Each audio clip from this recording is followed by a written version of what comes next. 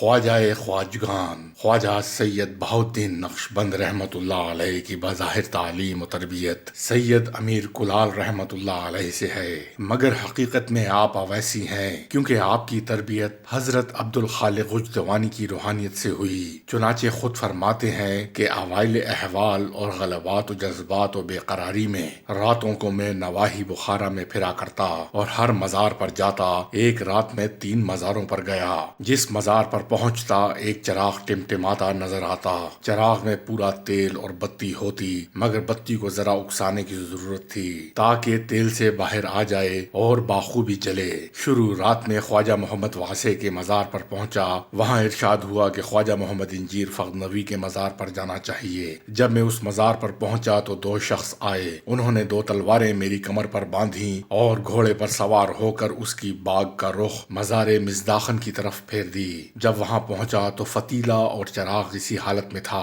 میں رو بقبلہ بیٹھ گیا اور اسی توجہ میں غیبت ہو گئی۔ کیا دیکھتا ہوں کہ قبلے کی جانب سے دیوار شق ہو گئی اور ایک بڑا تخت ظاہر ہوا۔ تخت پر ایک بزرگ بیٹھے ہیں جن کے آگے ایک سبز پردہ لٹکا ہوا ہے اور اس تخت کے گرد ایک جماعت حاضر ہے۔ میں نے اس جماعت میں خواجہ محمد بابا کو دیکھا اور جان گیا کہ یہ جماعت گزشتہ بزرگوں کی ہے، مگر دل میں خیال آیا کہ وہ بزرگ اس جماعت میں کون ہیں۔ اتنے میں اس جماعت میں سے ایک نے کہا کہ وہ خواجہ عبد الخالق ہیں اور یہ جماعت ان کے خلفاء کی ہے۔ خلفاء کے نام گن گن کر اس نے ہر ایک طرف اشارہ کیا کہ یہ خواجہ احمد صدیق ہیں، یہ خواجہ اولیاء کلال، یہ خواجہ عارف ریوگری ہیں، یہ خواجہ محمد انجیر فغنوی اور یہ خواجہ علی رامتینی ہیں۔ جب خواجہ محمد بابا سماسی تک پہنچا تو اشارہ کر کے کہا کہ ان کو تم نے حالت حیات میں دیکھا ہے، یہ تیرے شیخ ہیں، انہوں نے تجھے کلاه دی، کیا تو ان کو نہیں پہچانتا؟ میں نے کہا میں ان کو پہچانتا ہوں، کلاه کا قصہ تو بہت دنوں کا ہے،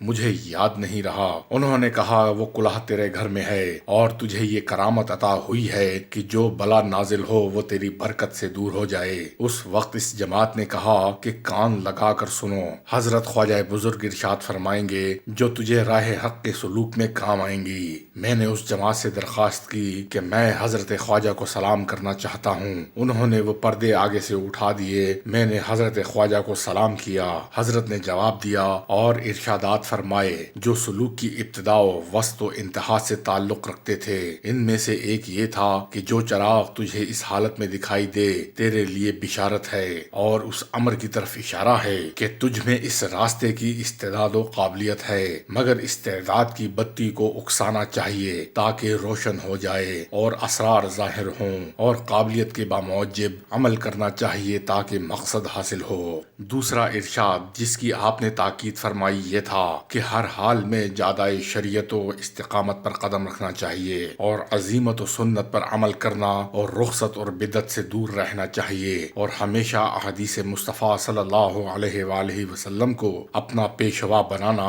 اور اخبار رسول اکرم اور آثار صحابہ کی تلاش میں رہنا چاہیے۔ ان ارشادات کے ختم ہونے پر حضرت خواجہ کے خلفاء نے مجھ سے کہا کہ تیرے حال کی صداقت کا شاہد ایک یہ ہے کہ تو مولانا شمس الدین کے پاس جانا اور کہنا کہ فلاں ترک نے ایک شخص سقا نام پر دعویٰ کیا ہے، حق اس ترک کی طرف ہے اور تم سقا کی رعایت کرتے ہو۔ اگر سقا مدعی کی جانب حقیقت کا منکر ہو تو اس سے کہنا کہ اے سقائے تشنا، وہ اس بات کو جانتا ہے۔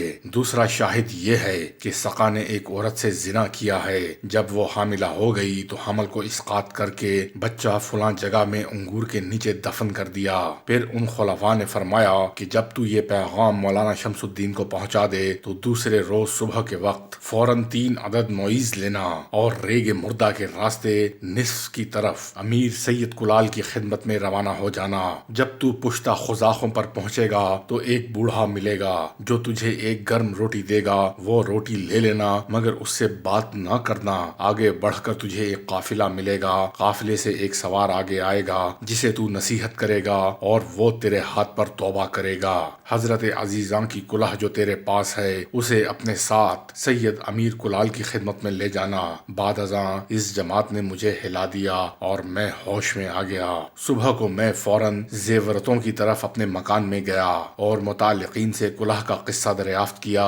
وہ بولے کہ مدت ہوئی وہ کلہ فلاں جگہ پہ ہے۔ جب میں نے حضرت عزیزاں کی کلہ دیکھی میرا حال دگرگوں ہو گیا اور میں بہت رویا۔ اسی وقت میں اب کنا میں آیا اور نماز فجر مولانا شمس الدین کی مسجد میں پڑھی۔ نماز سے فارغ ہو کر میں نے وہ قصہ مولانا سے بیان کیا۔ سقا حاضر تھا۔ وہ مدعی کی جانب حقیقت کا منکر ہو گیا۔ میں نے سقا سے کہا کہ میرا ایک گواہ یہ ہے کہ تو سقائے تشنا ہے، تجھے عالم معنی سے کچھ حصہ نہیں۔ وہ خاموش ہو گیا۔ پھر میں نے کہا کہ میرا دوسرا گواہ یہ ہے کہ تو نے ایک عورت سے زنا کیا، وہ حاملہ ہو گئی، تیرے حکم سے اسقاط حمل کیا گیا اور بچے کو تو نے فلاں جگہ میں انگور کے نیچے دفن کر دیا۔ سقا نے اس سے بھی انکار کیا۔ مولانا اور مسجد کے لوگ اس جگہ پہنچے اور تلاش کی تو وہاں مدفون بچہ پایا۔ سقا نے معافی مانگی۔ مولانا اور مسجد کے لوگ رو پڑے اور عجیب حالات ظاہر ہوئے۔ جب وہ دن گزرا تو میں دوسرے روز آفتاب نکلنے کے وقت جیسا کہ واقع میں معمور ہوا تھا 3 عدد معیز لے کر ریگ مردہ کے راستے نصف کی طرف روانہ ہونے لگا۔ جب مولانا کو میری روانگی کی خبر ہوئی تو مجھے بلایا اور مجھ پر بڑی عنایت کی اور فرمایا کہ تجھ میں درد پیدا ہو گیا ہے، اس درد کی دوا ہمارے پاس ہے، تو اسی جگہ ٹھہر جاتا کہ ہم تیری تربیت کا حق بجا لائیں۔ اس ارشاد کے جواب میں میری زبان سے نکلا کہ میں دوسروں کا فرزند ہوں، اگر آپ پستان تربیت میرے منہ میں دیں تو مجھے نہ لینا چاہیے۔ یہ سن کر مولانا خاموش ہو گئے اور مجھے اجازت دے دی۔ میں نے اسی وقت کمر باندھی اور 2 اشخاص کو حکم دیا، بس انہوں نے پوری قوت سے ہر طرف سے میرا کمر بند کس دیا اور میں چل پڑا۔ جب میں پشتہ فضاخوں میں پہنچا ایک بوڑھا مجھ سے ملا جس نے مجھے ایک گرم روٹی دی۔ میں نے وہ روٹی لے لی اور اس سے کوئی بات نہ کی۔ آگے بڑھ کر ایک قافلے پر میرا گزر ہوا۔ قافلے والوں نے مجھ سے پوچھا کہ تو کہاں سے آ رہا ہے؟ میں نے کہا کہ اب کنا سے۔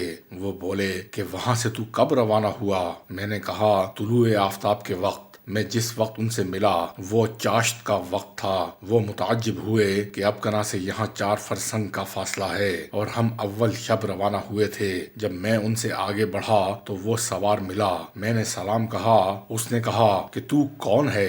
میں تجھ سے ڈرتا ہوں۔ میں نے کہا کہ میں وہ ہوں جس کے ہاتھ پر تجھے توبہ کرنی چاہیے۔ اس نے جلدی سے گھوڑے سے اتر کر بہت تضرع و توبہ کی۔ اس کے پاس بہت شراب تھی، وہ سب اس نے پھینک دی۔ جب میں اس سے آگے بڑھا اور نصف کی حد میں پہنچا تو اس جگہ گیا جہاں حضرت سید امیر کلال تشریف رکھتے تھے۔ میں ان کی ملاقات سے مشرف ہوا اور حضرت عزیزاں کی کلہ ان کے آگے رکھ دی۔ حضرت امیر ایک لہجہ خاموش رہے اور کچھ دیر کے بعد فرمایا کہ یہ کلہ حضرت عزیزاں کی ہے۔ میں نے کہا کہ ہاں۔ حضرت امیر نے فرمایا کہ اس بارے میں اشارہ یوں ہوا ہے کہ اس کو 2 پردوں کے درمیان محفوظ رکھو۔ میں نے قبول کیا اور وہ کلہ لے لی۔ بعد ازاں حضرت امیر نے مجھے ذکر کی تلقین کی اور با طریق خفی نفی و اثبات میں مشغول کیا۔ میں ایک مدت تک اس سبق میں مشغول رہا۔ میں جیسا کہ واقع میں معمور ہوا تھا عزیمت پر عمل کیا اور ذکر بالجہر نہ کیا، چونکہ مجھے اخبار و آثار رسول کریم صلی اللہ علیہ وآلہ وسلم اور صحابہ کرام کی پیروی کا حکم تھا، اس لیے علماء کی خدمت میں حاضر ہوا کرتا تھا اور احادیث پڑھا کرتا اور آثار صحابہ معلوم کیا کرتا اور ہر ایک پر عمل کرتا اور اس کے نتائج کا اپنے باطن میں مشاہدہ کرتا۔